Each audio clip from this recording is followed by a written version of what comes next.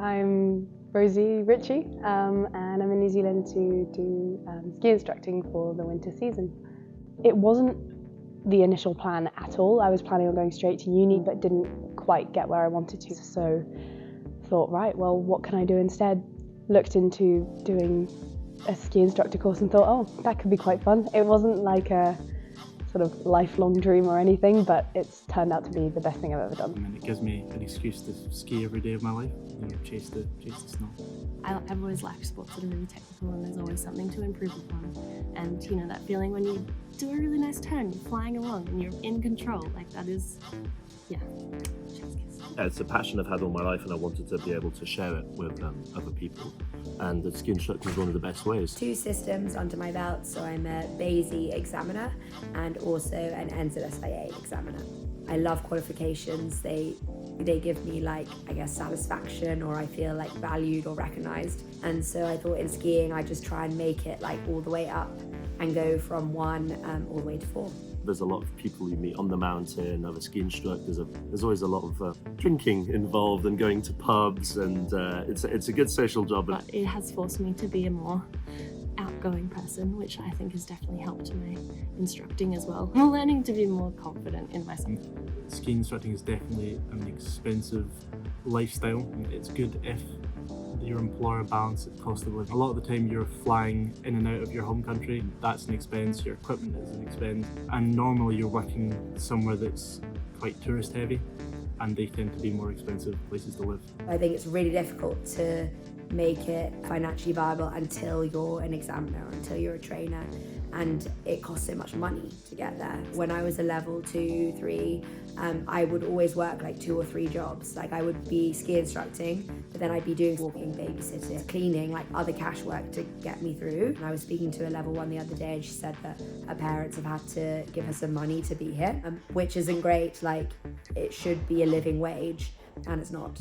I hope in New Zealand that the wages go up because it's not sustainable to live in a town like Queenstown. I feel like people when they ski think that they are invincible. It's such an exhilarating sport and you're having so much fun, especially when you get to the stage when you can control your speed. You think, oh, I'm absolutely fine. All you need to have is one other person making a turn where you're not expecting them to, or you hit ice or you hit a rock or something happens, and then you can very easily just have a collision. I was heading up the chairlift, 2 snowboarders, one turns to the other, goes, oh, so how do you stop? Even just basic training before you get on the mountain to be like, if you don't know how to stop, you need to be on this area over here.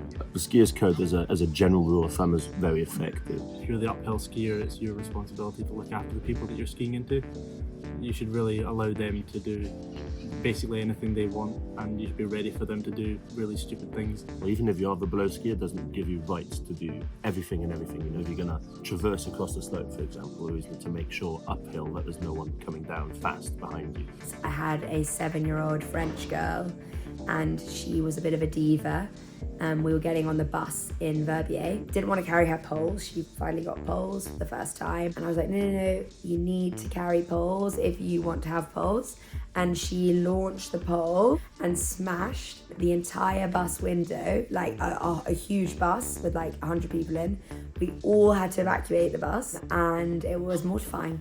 Together, so there was 6 of us total, and it's a 6-man chairlift. There's one guy lagging behind, so we'll all wait for him and then we'll all go up together. One kid must have not heard me or decided to ignore me and went up on the lift by himself. The issue was that he was a little bit small, so he struggles to close the bar. It's a bit shaken up, but it was fortunately nothing drastic. Collisions are far too common. A very good friend of mine in Verbier got hit and broke like 2 legs, ACL, hand.